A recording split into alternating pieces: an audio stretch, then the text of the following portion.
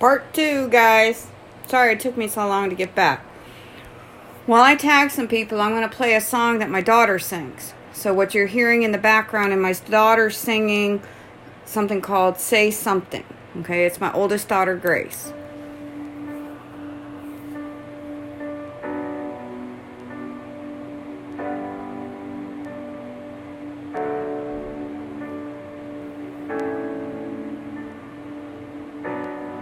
Say something, I'm giving up on you.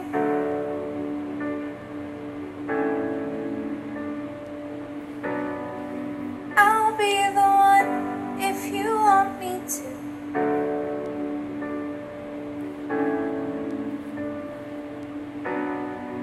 Anywhere I followed you.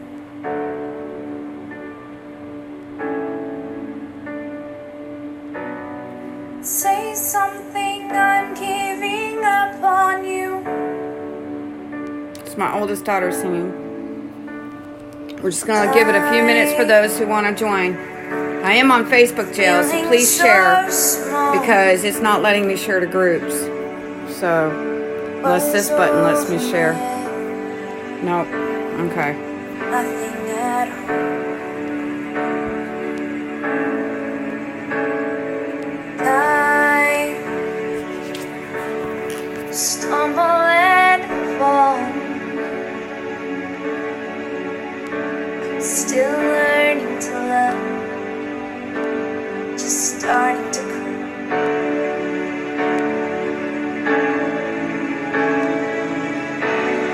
Say something, I'm giving up on you.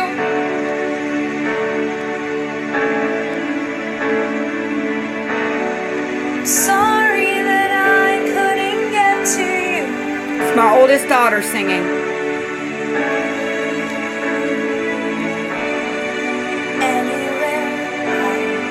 Thank you. She does have a very beautiful voice. Found my glasses. Say something, I'm giving up on you.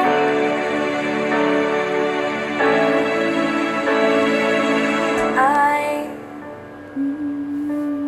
swallow my pride. You're the one that I love. Saying goodbye.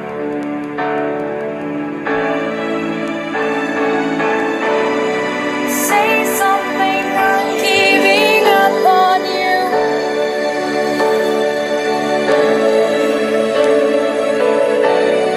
I'm sorry that I couldn't get to you. It's my oldest daughter singing, guys. And anywhere I would have followed you. Oh, say something, I'm giving up on you.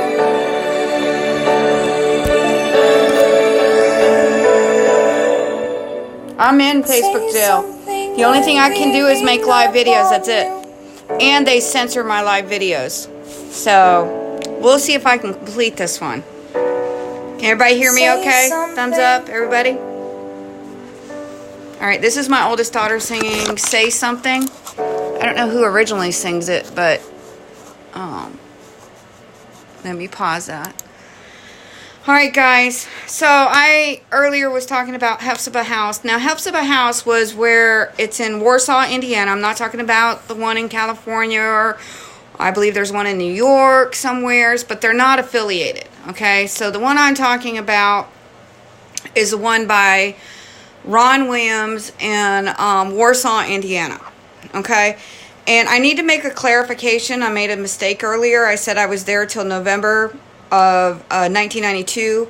That is incorrect. I was there from August 8th of 1988 to November 27th of 1991. Okay, because I graduated high school in 92. So I needed to clear that up because I want to be completely, try to remember everything, okay? So I wanted to clear that up. Now, when I left off earlier in my other video, I was talking about Ron Williams had his oldest daughter take me to do my lie test at the sheriff's office, which I passed. He contacted the authorities. My father got arrested. He spent the next 3 years under house arrest while I stayed at Hephzibah House. And I was okay with that because I actually liked Hephzibah House. As long as you followed the rules, it wasn't that hard. I had learned how to cook and clean. My parents had taught me that, so it wasn't that very difficult. Now I'm going to kind of give you an idea of what the accusations are. If you watch that A&E network, you're going to have, I was actually on there, but they only ran, I had an hour and a half, and I have the audio of it, and you're more than welcome if you'd like to hear the whole audio of the A&E network interview. More than happy to share that with you. I actually recorded it because I knew that they twist and turn things that were said, and I knew they weren't going to put but just a few minutes of what I had to say on there. So I actually recorded it myself, and I'm more than happy to share that with you. Okay, so some of the accusations that these girls have of the abuse of Hephzibah House was, okay, so you got Susan G. She complains about hormones being put in the milk. Hormones are in milk, okay? But she's complaining that hormones were put in the milk so that she had difficulties having babies, right? But this woman has over probably like 8 kids. So it doesn't sound like she had too much of a difficulty having babies. I mean, what did she want? 30 kids? I don't know. But seriously, that's her complaint. Oh, they put hormones in the milk, therefore they were abusive. Okay? One of the other accusations they make was that some girls, and some of these girls that make these accusations, claim that they didn't have a period while they were at Hephzibah House. And I know for a fact they're lying through their teeth because I was there with them. I was actually there with them. And they were having monthly periods. So for them, were they lying now? Or were they lying back then when they were putting 2 and 3 pads on at night so they wouldn't leak, so they wouldn't have to clean their underwear in the morning when they leaked from having their periods? Okay, so are they lying now, or were they lying then and wasting pads? So I have a tendency to believe that they're lying now. Okay, so because when I was there, they were having periods. Okay, there were only a very few girls, and in fact, the 3 years that I was there was only 2 girls that did not have a period when I was there, and they were too young. They hadn't even started their period yet. Okay, so and they had charts for these girls that had periods. They also had, their complaints is a bowel movement chart. Okay, let me explain to you a little bit about this bowel movement chart that they're like, oh, I had to fill out this humiliating bowel movement chart. It was so humiliating. No, it wasn't. It literally wasn't. Okay, it was on the back of a closet door. Okay, and they didn't even talk to you about it. All you had to do is mark whether or not you had to have a bowel movement. Okay, and you just marked it soft, hard, or let's see, it was soft, hard, runny. Like if you had diarrhea, D for diarrhea, and then I think an X for, this was 30 years ago. I think X was if you didn't have a bowel movement. Okay, now somebody that really struggled with constipation. Okay, let me explain to you about this bowel movement chart. Now, I've worked 7 years in state facilities, okay, which were not Christian homes. These were state-run facilities, okay? They have bowel movement charts, but guess how they discuss their bowel movements? Literally at a dinner room table, sitting there around a med cart while they medicate these kids, asking them, did you poop today? In front of all of these kids, asking them, did you poop today? These are state facilities, okay? Humiliating these kids, okay?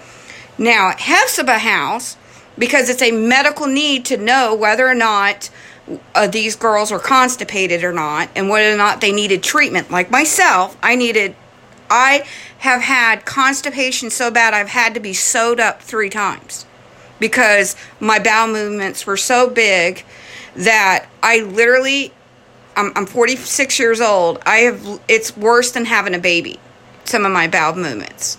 Because of my abuse growing up, my bowels movements were so huge. There was a time at Hephzibah House, they were like, oh, the staff aren't loving, the staff don't care about your physical needs and stuff like that. You can't go to the bathroom when you want to, which isn't true. Okay, that is not true. And I would have to have treatments. They were very kind, very loving. The girls didn't know that I was having a treatment, that I was having an enema. It was very, I did not feel violated. Actually felt compassion, understanding, and was done by a nurse. Okay, and I was even allowed to go take a nap after having one of my treatments if I wanted to. I didn't have to, but if I wanted to lay down and rest, I could. I was given the option of if I thought I was going to have an accident, because when you have an enema, sometimes you can have diarrhea following it after being cleaned out. I was given the option to put on a diaper if I wanted to, but not humiliated or, the way they describe it, oh, they don't care about your treatment, they're just humiliate you, all that stuff. Well, one time I had gotten to the point where they were trying to give me treatment. I hadn't used the bathroom. I hadn't used the bathroom for like 2 weeks, and I was really constipated. I went to Miss Hoke and I said, can I use the bathroom? She said, yes. I was in the bathroom for like an hour and a half trying to get this poop out, and I ripped, and they literally, because it was so big, they had to chop it up to be able to, but meanwhile, I'm bawling my eyes out, and I'm like, so sorry, I'm so embarrassed.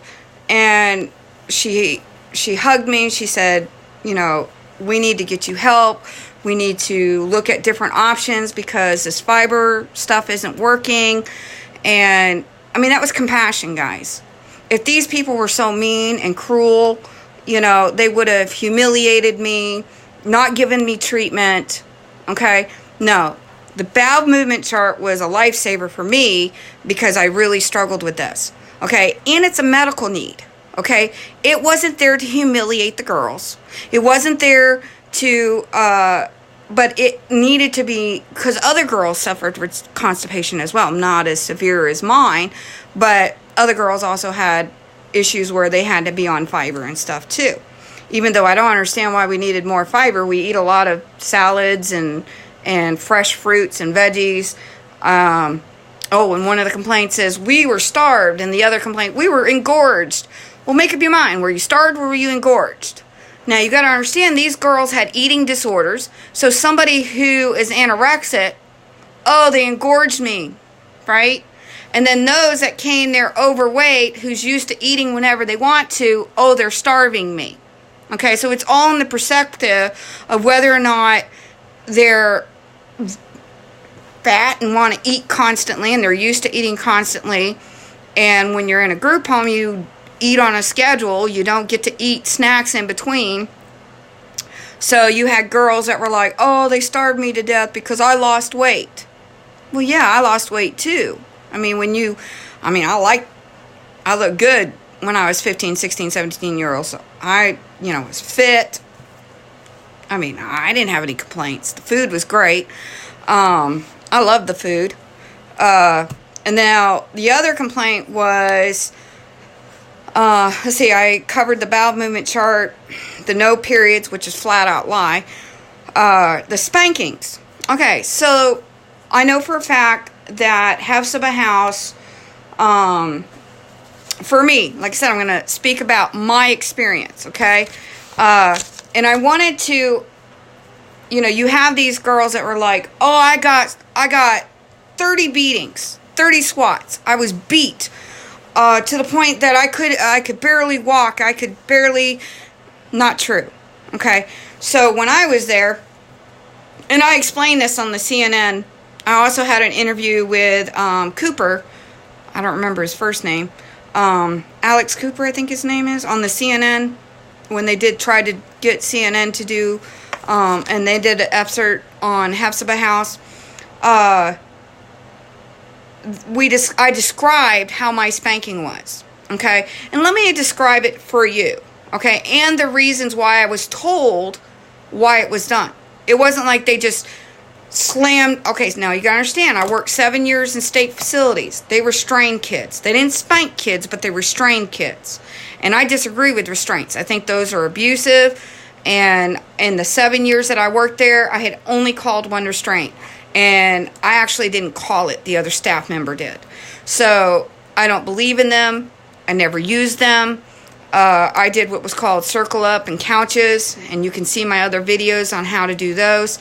But spankings were done so that the girls who had never had a spanking, or they didn't know how these girls were going to react to their spankings, you were made to lay on the floor with your arms forward, and the staff member would hold your hand so you couldn't put your hands back on your bottom, okay, because you don't want to put your hands back there when they're paddling you, because you can break a finger, right? Because they didn't use their hand, they used a paddle. It wasn't like, oh man, the way they describe it, it's some big, huge, no, it wasn't. It was appropriate size paddle. And they would hold your hands. You have a staff member hold your feet. They would explain to you before they did it exactly why they were doing it, how they were doing it. And they set a chair over my back so that I couldn't raise up and hurt myself or hurt the person that was doing the spanking. And nobody sat in the chair. It was just to keep me centered. And so I got 3 swats. 1, 2, 3. Okay? That was it. They let me up. Of course, it hurt. Spankings are meant to hurt. I cried. We prayed. And each spanking that I got, the next 2 spankings I got, I didn't have to lay down that way because they knew that I would be submissive and I didn't have to have my spanking that way. The other 2 spankings, all I had to do was bend over with my hands on the couch, and it was 3 swats. Consistent every single time. Now, my first spanking, I actually had to wait a couple days to get it because they couldn't get a hold of my parents. And they always got permission before they spanked the girls. And so, looks like Facebook is keeping me from getting viewers. But that's okay, guys. I'm still making this video. And if they take it off, that's fine. I'll save it and repost it another day when I'm out of Facebook jail. Okay? So the spankings were consistent. Now, literally, think about it, guys. If somebody literally took a paddle, I wish I had a paddle here to demonstrate to you. If somebody were to hit something 30 times, if I were to hit this desk 30 times with a paddle, I would break this desk. I would break it. Okay? So, for me, if you're going to lie, make it believable. Okay? Don't lie and make it out like you were beat beyond. I know beatings.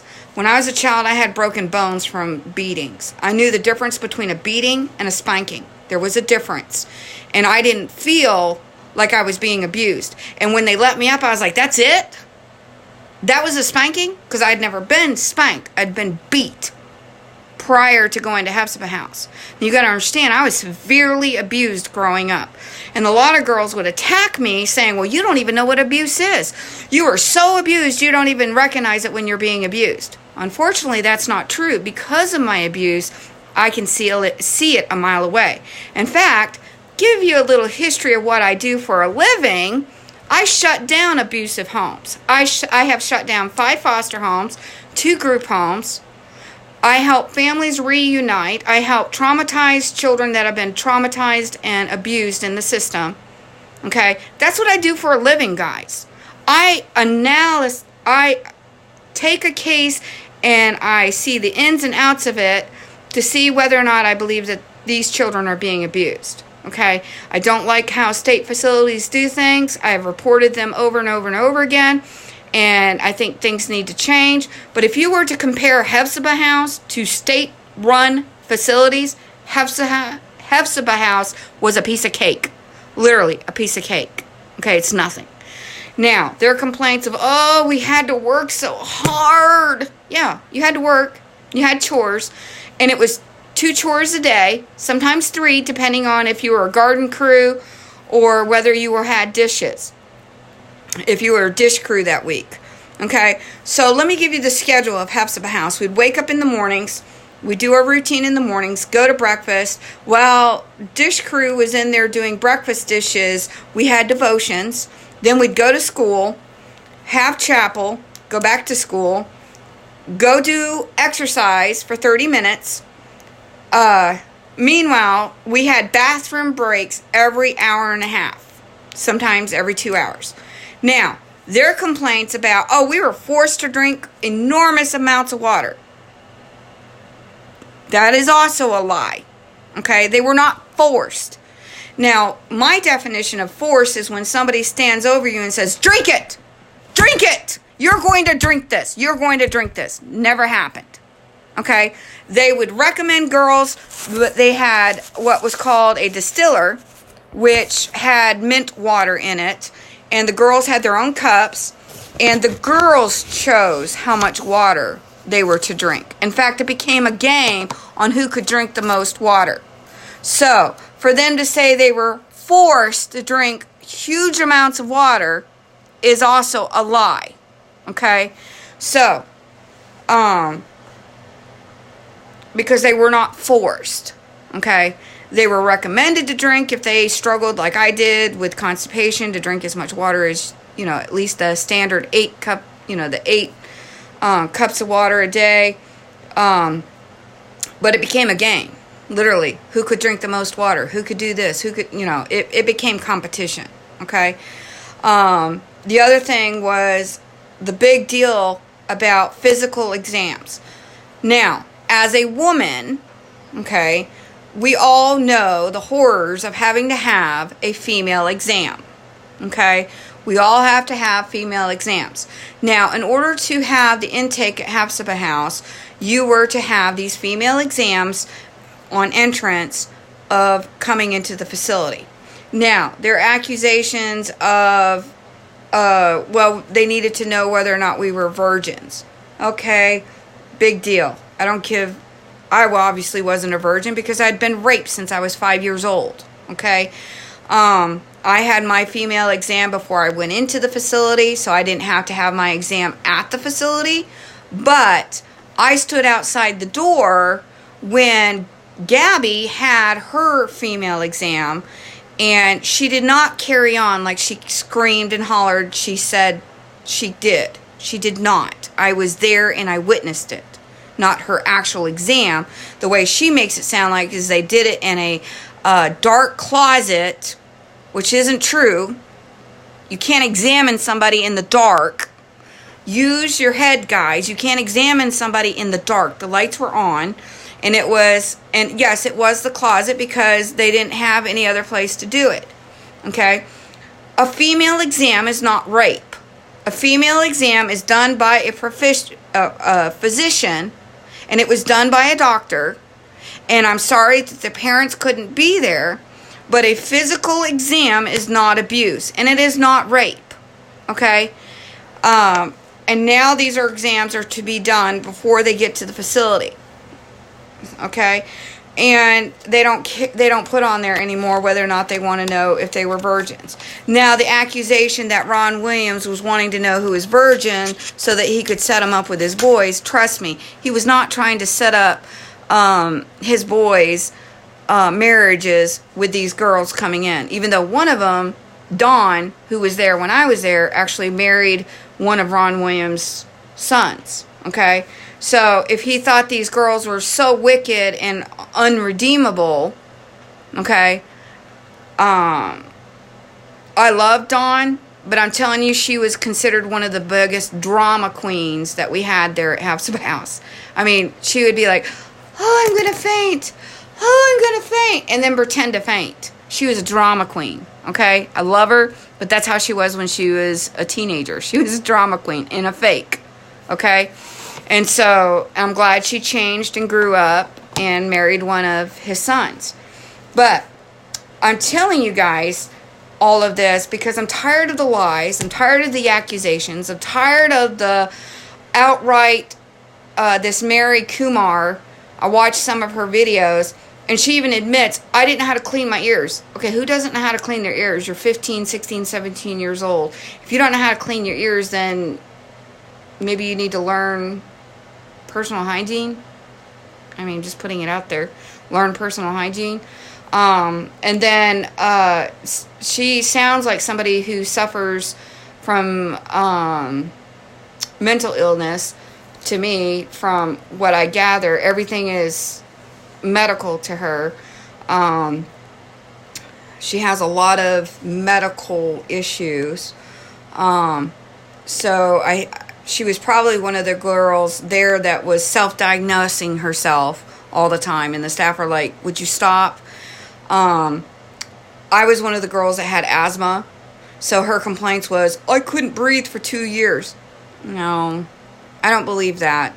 We had nurse, we had doctors, and the complaints, I could only have an Advil twice a month. Well, was she one of those that were popping Advils every day before she came in? I mean, because I'm 46 years old. I haven't had a Tylenol or an Advil this whole year. So, Hephzibah House tried to do natural things, and Advil would be the last resort if you were in pain or they had natural mints and natural vitamins and tried to help the girls naturally instead of all these chemicals and medical stuff. So, also other accusations were that the staff were mean. Well, I lived in facilities my whole life, and there were staff members I didn't like. Absolutely hated them. Didn't like them at all. I'll even tell you her name, Bronsing. I hated her. I thought she was a self-centered staff member who could only think of herself. She didn't care about anybody else but herself. You're going to have that in a human facility where there's emotions and human contact. Not everybody you're going to like. Okay? They're not all going to be loving and kind. They're going to sin just like anybody else. But the thing was, Hephzibah House had what's called a box or a suggestion box or complaint box where you didn't even have to put your name on it. You could be anonymous. And there were times where for years I felt guilty because I felt like I got a staff member fired because she made me feel uncomfortable. She literally made me feel uncomfortable. And because of my abuse growing up, I didn't like to be hugged. I didn't like people putting their hands on me. Period. You don't put your hands on me unless you ask. You don't come up to me and give me a hug without asking first. Ask my husband. Ask my children. You don't put your hands on me unless you ask me first. Okay? Or you're going to hit the ground. Okay? So, I complained to Mrs. R anonymously that this staff member made me feel uncomfortable. Okay, she was always trying to hug me, always trying to put her hands on me, and she made me feel uncomfortable. But you got to understand, I had been raped since the age of 5. Okay, and I didn't trust people. Okay, and she made me feel uncomfortable. Okay, she was trying to be kind, trying to be loving, and they investigated it. They started calling the girls up. Do you feel uncomfortable? No, they loved her. I was the only one that felt uncomfortable. They didn't fire her. They told her, and they made a rule that as a staff member, you have to ask before giving the girls a hug. Because you cannot put your hands on them unless you ask first. Okay? And so that was that was because of me. Now, why were rules made? Okay? So some of the rules they complained about and some of the things that they would like to say, oh, woe is me. We had to count our underwear on laundry day before the staff member. Let me explain why we had to do that. Now, we didn't always have to do that when I was there, and I don't know if they still do that now. But when I was there, the first year I was there, we didn't have to do that. But there was a girl there. I can't remember her name. And I'm telling you, this girl was the filthiest girl I think I had ever met. She stunk so bad, she'd wear the same underwear for a week. She was nasty. She was all the time picking her nose and eating it. She was disgusting. Okay, and the girls couldn't stand her smell. She would literally, she wouldn't even get in the shower. She would turn the water on and stand outside of the shower and not even get in the shower. Okay, That's how nasty she was. She wouldn't wash her body. She wouldn't wash her teeth. She wouldn't do what she needed to do. And so the staff had enough with the complaints, and instead of just making her do it, we all had to do it. Okay? So the rule was made because of her nastiness, not because of all of us. But the rule there was when they had to do one for one, they had to do it for all, because they weren't going to humiliate just one girl. Okay? They weren't going to do that. If somebody had to do something, we all had to do it. Okay? Because they weren't going to single out, but everybody there knew why we were doing it. Because of this one girl who wouldn't change her underwear. Okay? She smelled so bad, it was disgusting. When you stood behind her, you were gagging. It was so gross. Okay? So yeah, we had to count our underwear on laundry day to make sure we were changing our underwear. So that they wouldn't single out the one girl that we all knew was filthy and nasty. Okay? And she made the rule, while I was there, that we had to count our underwear on laundry day to make sure that we were doing our personal hygiene like we were supposed to. Changing our underwear and brushing our teeth. We had to mark that we brushed our teeth. All because of her. Because of one person. There was another time, the reason we couldn't have aerosol hairspray was because I was in the closet. This is before I knew anything about huffing. I didn't know anything about it. Okay? I was kind of naive and kind of sheltered. I didn't know anything about drug use. Because I wasn't one of those girls that was there because of drug use or anything like that. And I'm standing there in the closet, and this girl's over there spraying her hairspray in her shoe and like sucking it up, right? And I'm sitting there going, what are you doing?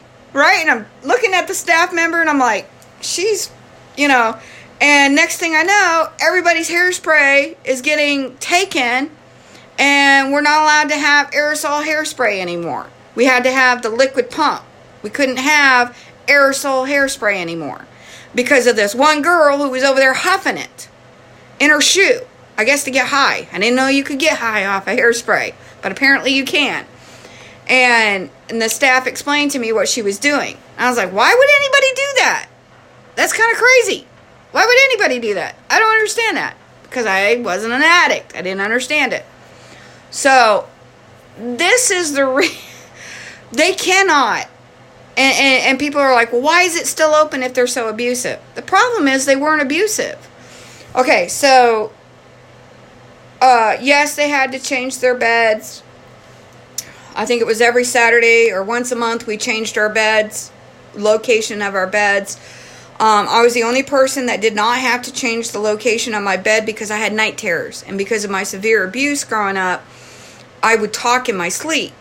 And so Miss Sailor was assigned to take care of me at night because I would sleepwalk. I talked in my sleep. I would hit the walls in my sleep. Because I suffered from PTSD and I suffered from night terrors. And so, and the girls didn't know this. They did not humiliate me. They did not discuss it in front of the girls. They did not, I suffered from a lot of times not able to sleep, especially when a new girl came in and I was scared of her. There was a girl that came in one time. She was a practicing witch. She scared me to death. I'm telling you, some of these girls scared me to death, okay? Some of these girls, I didn't understand their violence and how they treated the staff members and other girls around them. Yes, there were rules I thought were kind of harsh on... Not that I agreed with every rule that they had. I didn't. I don't even live the same rules that they teach today. Okay? Everyone's like, oh, she's got Stockholm Syndrome. Well, if I had Stockholm Syndrome, wouldn't I be like a carbon copy of who they are? No, I'm not.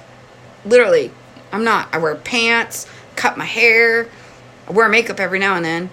I even cuss sometimes. I'm not supposed to do that. Right? So, but the thing is, guys, and the reason I defend Hephzibah House is because it is a Christian facility. They ran it in a Christian manner. Did I agree with everything they taught? No.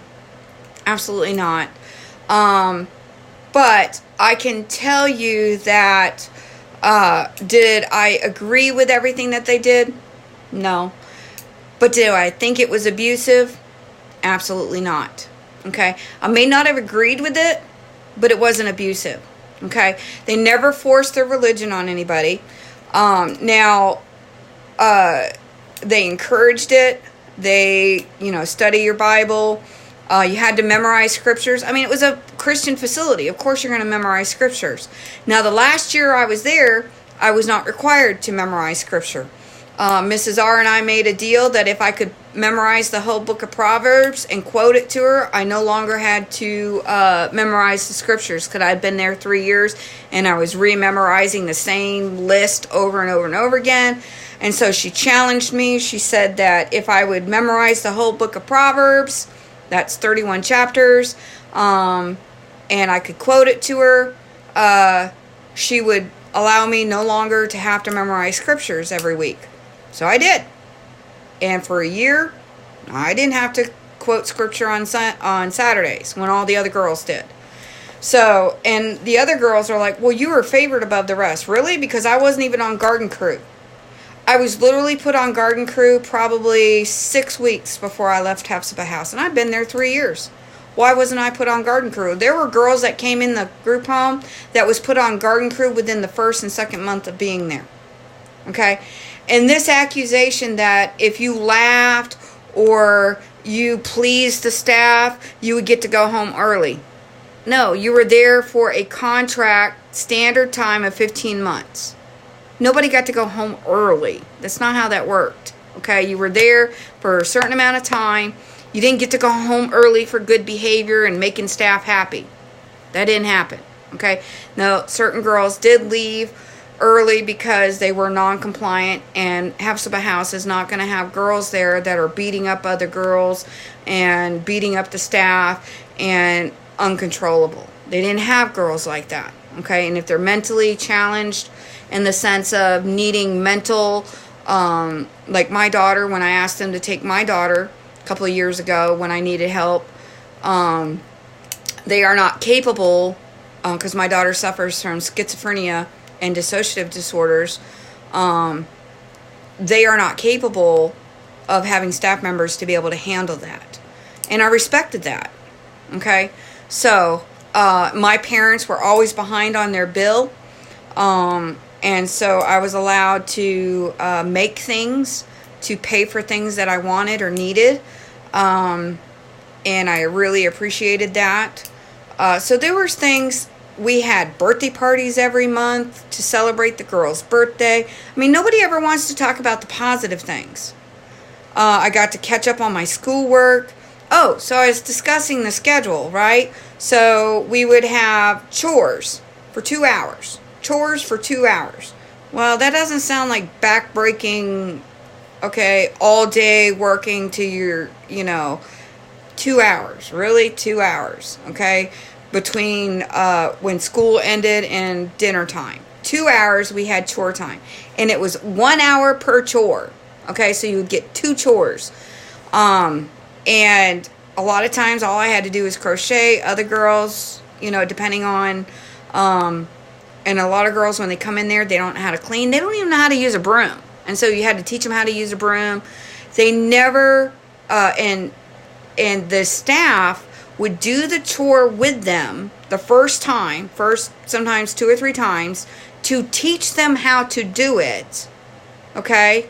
To teach them how to do it before leaving them to do the chore by themselves. So the philosophy is you need to teach them how to do it by doing it with them. Was the key in helping these girls learn how to do simple chores like sweeping a floor, cleaning a bathroom, and actually cleaning the bathroom. And I appreciated that because I learned a lot. And now during the summer, it was a little bit different schedule. We had more time. Garden crew. So if it was backbreaking and you were on garden crew, everybody was fighting to be put on garden crew. Well, garden crew, you didn't have to go to school all day. Okay, during the summer. If you weren't on garden crew, you were in school doing schoolwork. Okay? So everybody wanted to be on garden crew to go work in the gardens and stuff like that. So, and I was so far behind in my schoolwork that I think that's why I wasn't allowed to be on garden crew, especially during the summertime, because I had to catch up. When I went to Hephzibah House, I was not mentally prepared with everything that I was going through to take the test to put me where I needed to be with the ACE program. So when I took the test, I just sat there and I stared at it. And when I ran out of time, they assumed I didn't know how to do the work. So I started back at 3rd grade level, and I had to get caught up in the 3 years that I was there by where I scored at, which was 3rd grade level. I wasn't on a 3rd grade level. It was easy to catch up pretty quick, except for my senior year. A little struggle there with my senior year. But if I had been able to be mentally prepared for that testing, and what they didn't know is I have testing anxiety, I couldn't do the test. I struggle with testing. And so I scored very low, and I had to start at a very low ACE pace level because I wasn't able to start where I needed to start.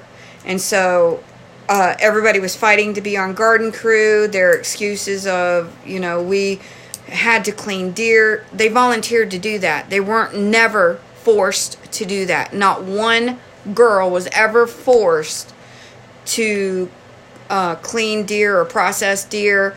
And they couldn't let the girls eat the deer meat because it was literally roadkill. Hello? You can't let them eat roadkill.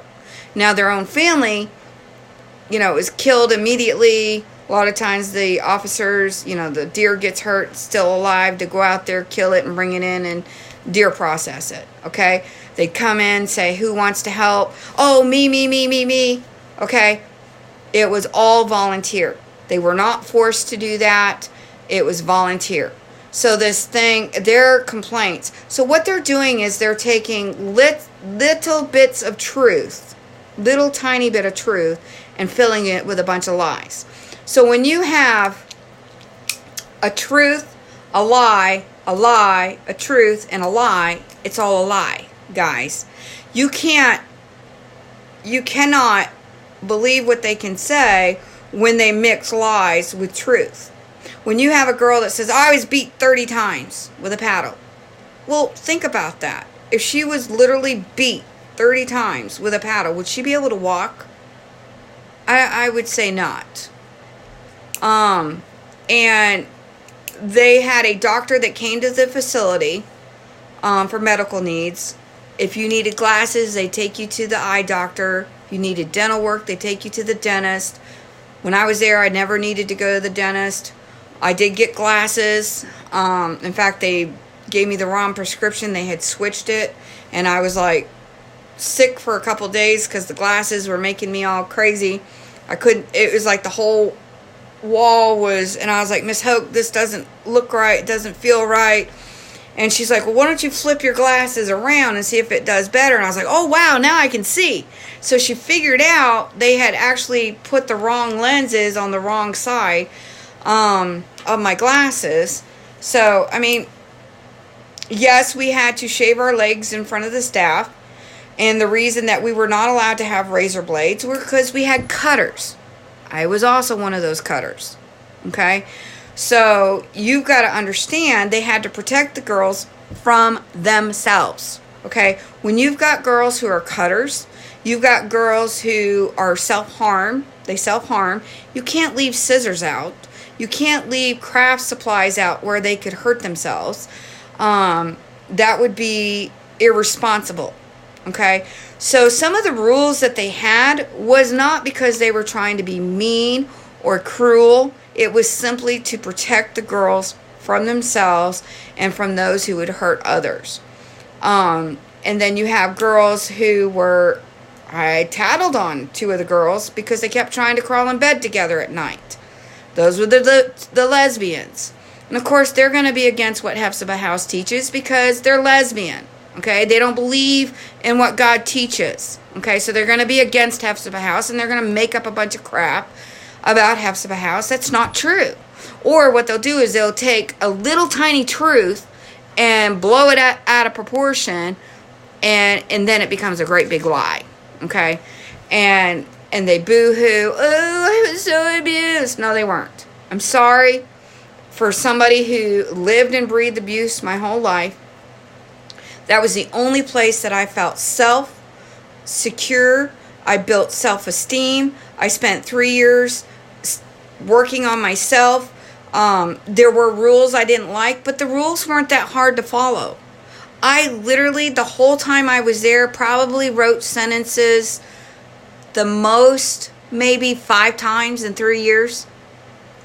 The rules were not that hard to follow. Not at all. I rarely got demerits. The only time I got demerits were for stupid things. Really stupid things, like leaving stuff out by accident. And it was in the lost and found box, and you get 2 demerits for every item that's in the lost and found. And if I left my whole craft box in there, and Miss Bronsing, who was a pain in the butt, I didn't like her because I just didn't like her. And instead of just putting 2 demerits for the box of crafts, it was 2 demerits for almost every item that was in my craft box. I was like, that's not fair. Okay. Was they always fair? Absolutely not. Were they perfect? Absolutely not. Did they have staff members that probably weren't the best staff members? Absolutely. But did that make them abusive? Oh, it did not. So, if you have questions, you have concerns, and you want to, I welcome any of them to debate me. Any of them. Jerry Massey, she preys on their stories to make money. That's all. They do their documentary. They have to try to accuse Hephzibah House of sexual abuse so that they can sue them. Because they have no proof of any abuse. None. They have no proof. That's why they're still open. Okay? Am I saying they were perfect and they never made a mistake? No, I'm not saying that. Never have said that. But the things that they're accusing Hephzibah House are bits and pieces of truth, which makes it a lie. Okay? When you tell a tiny little truth and then it's a lie and it's a lie and it's truth and it's a lie, it makes it a lie. Okay? So, you haters out there of Hephzibah House of Warsaw, Indiana, bring it on. Tell me what you think is abusive and let's discuss this. Because, Mary, you need medical help. Okay? Everything about you is all about medical. I can't breathe. I think I broke my neck, my ears, she was probably a hypochondriac. She probably, as an adult, is a hypochondriac. Okay? And she wants to blame somebody. And she goes, oh, my suppressed memories. I didn't even remember that until somebody mentioned it to me. Well, if you can't remember it, how do you know it happened?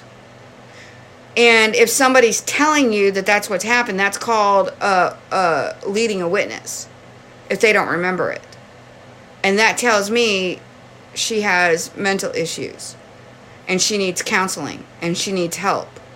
And so, just like our society, we want to coddle them instead of tell them the truth.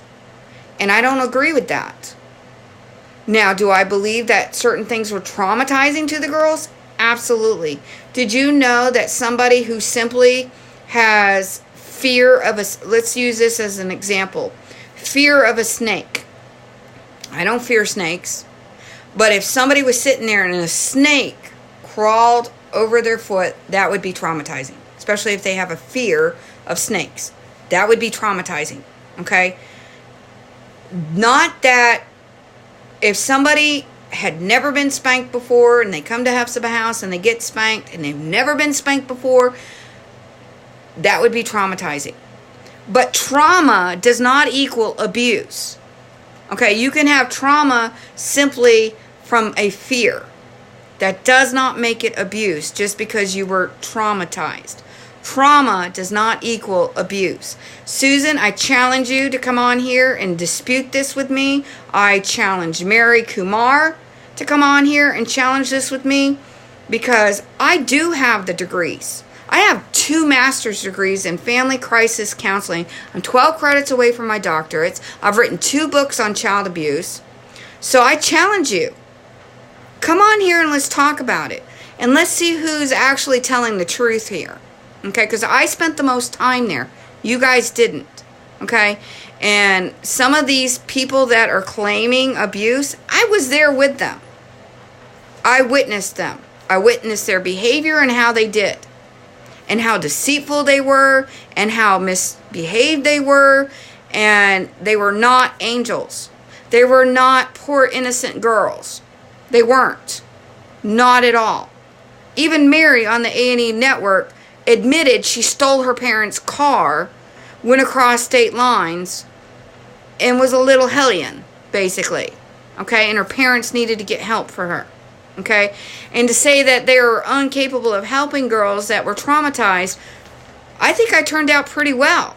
2 master's degrees, 12 credits away from a doctorate, author of 2 books, shutting down foster homes, shutting down group homes, working with families. I've worked 135 cases of child abuse, closed 93 cases.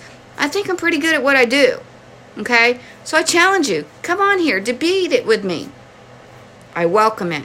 And these pastors that's taking one side of the story, and when I reach out to them, they won't take the, you really want the truth? Then get the truth. And stop with this nonsense. All right? God bless you guys. You have a great night.